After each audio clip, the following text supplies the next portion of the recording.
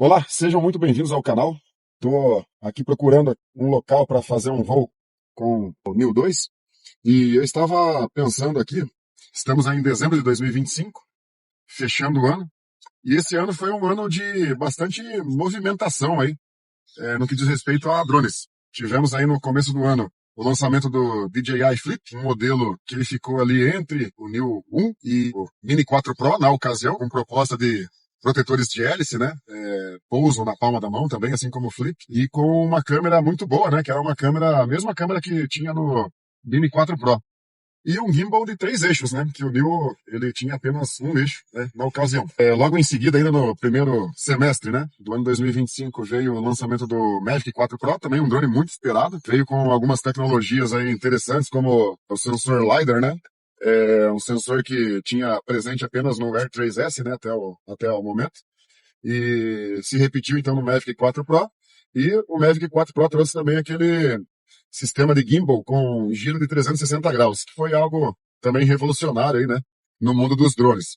Então entramos no segundo semestre, na expectativa do lançamento do Mini 5 Pro, e eis que a Insta360 faz o anúncio de um drone, né, seu primeiro drone, e um drone revolucionário, com a tecnologia 360 graus, assim como suas câmeras, né, da Insta360, câmeras de ação, né, ela estaria por lançar seu primeiro drone utilizando-se dessa tecnologia das câmeras 360 graus.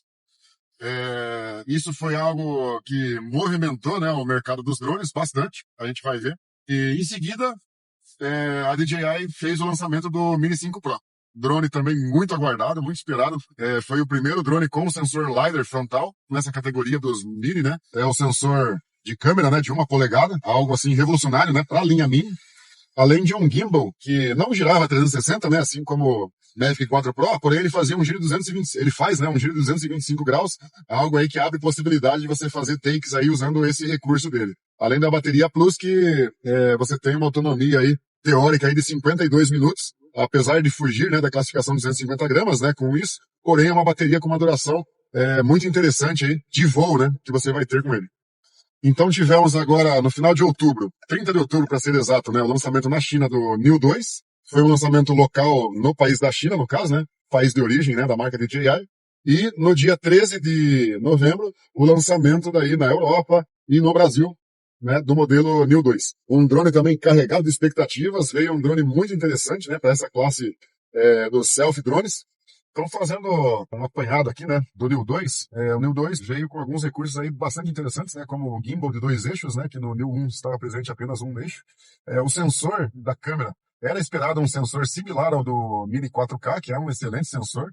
Infelizmente, isso não se confirmou. O sensor é um sensor de 0,5 polegada, é o mesmo sensor, basicamente, que a gente tem no Neo 1, e que trazia uma imagem que não era satisfatória, né, para os mais exigentes. Porém, com o recurso do estabilizador, né, de 2 eixos, né, o gimbal de 2 eixos, o Neo 2 ele consegue trazer uma qualidade de imagem muito superior, porque o Neo 1 ele precisava fazer recortes na imagem para que pudesse deixar ela na horizontal, né, estabilizada. Já o Neo 2, como ele tem esse segundo eixo, né, no gimbal, ele faz isso mecanicamente e praticamente a imagem que ele capta é praticamente a imagem que ele entrega no final, fazendo muito poucos recortes ali para complementar a estabilização. Uma outra coisa que veio no Neo 2, que foi assim algo revolucionário, né, em especial para essa linha do self-drone, é a presença de sensores anti-colisão na parte traseira, né, sensores omnidirecionais, né, que já são sensores que estão presentes aí em linhas anteriores, mas são sensores são câmeras, né, do tipo olho de peixe, trabalham comparando o contraste, né, então elas não funcionam bem durante a noite, ou com pouca luz, né? Durante o dia são excelentes, porém, na parte frontal veio com sensor LiDAR, né? Algo que, assim, até os primeiros vazamentos aí, ninguém esperava. E o sensor LiDAR, ele é algo bastante interessante na questão de desvio, né, de obstáculos e tudo mais, porém, fez muito sentido, né, esse sensor LiDAR na parte frontal, visto que ele veio com um recurso impressionante, que é o controle por gestos. E esse controle por gestos, ele não é feito pela câmera frontal dele, e sim pelo sensor LiDAR. O sensor LiDAR, ele emite, né, uma nuvem de pontos, e essa nuvem de pontos, ela é interpretada de volta, né, pelo sensor LiDAR, que tem um emissor e receptor, e assim ele consegue detectar se você está com a palma da mão aberta, voltada para ele, ou está com a palma da mão estendida, dando algum comando para ele, e com o sensor LiDAR, ele consegue conduzir esse recurso. Esse recurso de utilizar laser, né, para fazer a leitura de gestos, é uma coisa também revolucionária aqui, né, na parte dos drones, porém não é uma tecnologia nova. Se a gente lembrar, lá em 2010, o lançamento do Kinect, né, no videogame Xbox, né, o lançamento do Kinect pela Microsoft, ele já se usava dessa tecnologia. E também temos, né, nos iPhones, o Face ID, né, que desbloqueia os celulares, fazendo uma leitura da biometria do rosto, né, da pessoa, ela se utiliza também de um laser, né, e uma nuvem de pontos, que ele lança sobre o rosto da pessoa e faz a leitura daquilo lá de forma tridimensional para poder fazer o desbloqueio do iPhone. E enquanto estávamos esperando que isso aí seria tudo, né, para esse ano de 2025, eis que surgem aí os rumores, né, da DJI de um lançamento do Avata 360, que seria a concorrência, né, com o Anti-Gravity, que seria lançado aí inicialmente em janeiro de 2026. O Avata 360 ele seria lançado então ainda dentro do mês de dezembro de 2025, se antecipando ao lançamento do Anti-Gravity A1.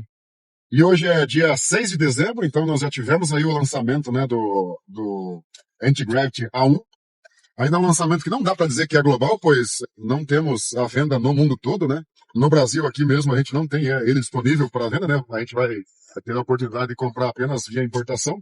Ele é um drone muito aguardado em função da revolução de trazer câmeras 360, né? E você poder fazer voos com ele sem se preocupar para onde que você está olhando, né? Para onde que o gimbal está apontado. Faz uma filmagem indo em alguma direção e ele estará filmando tudo ao seu redor e no conforto da edição você vai poder selecionar os enquadramentos que você quer. Ele é um drone que tem a característica FPV, porque você vai usar o óculos, né, para controlá-lo.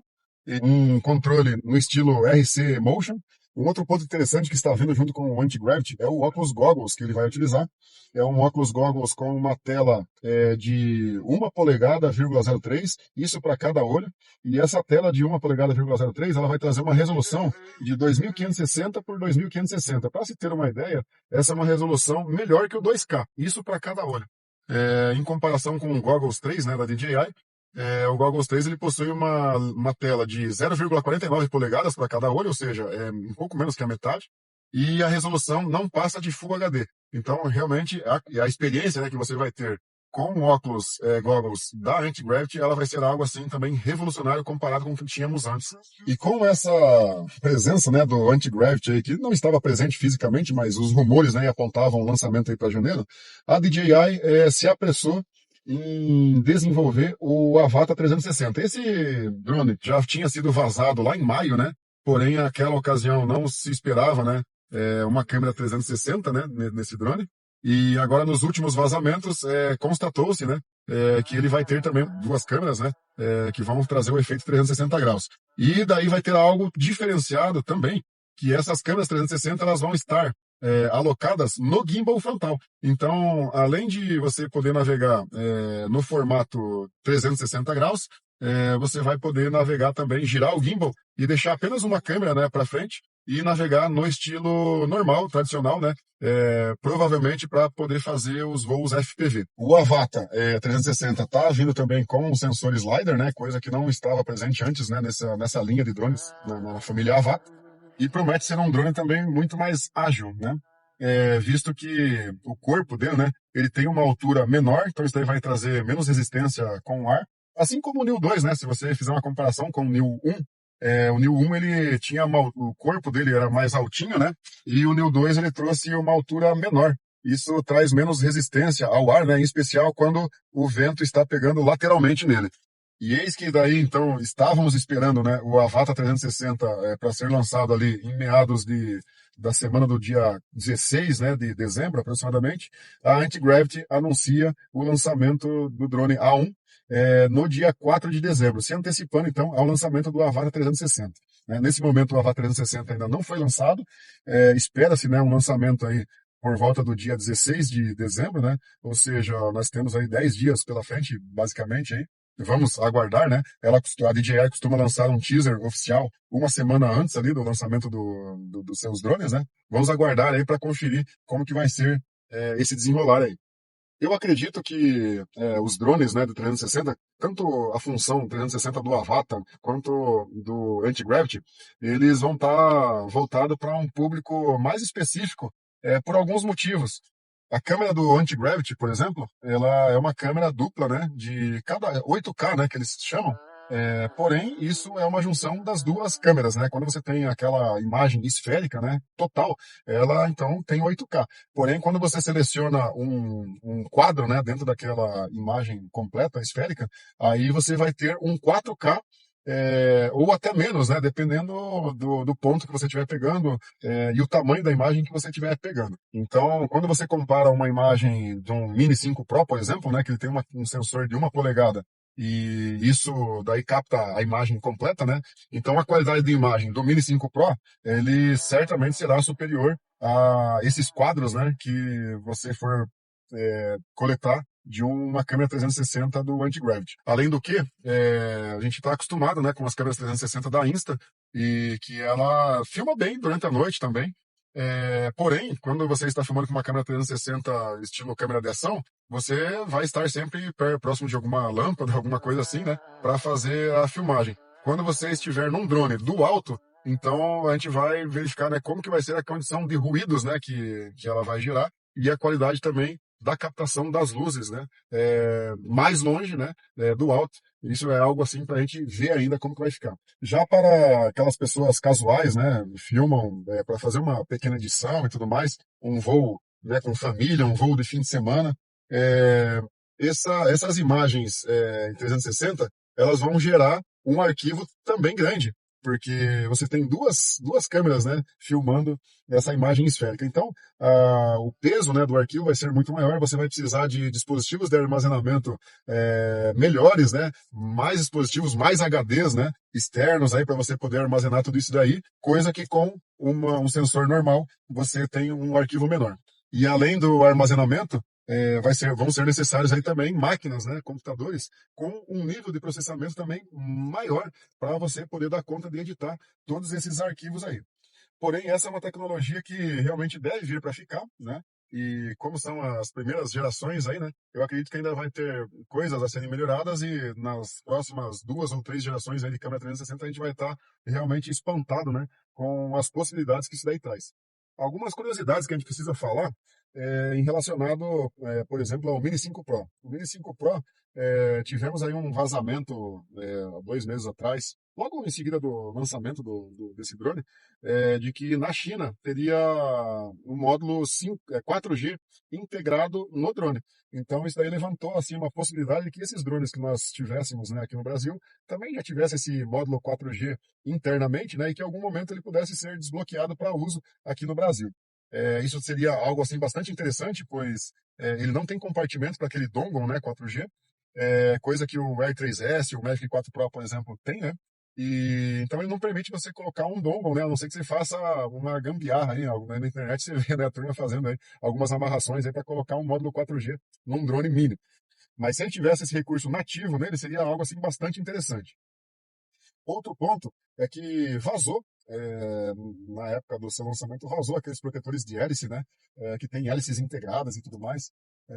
Com esse sistema de troca rápida das hélices, você aparentemente conseguiria fazer também a colocação rápida, né, desses protetores de hélice, só que isso não se confirmou ainda.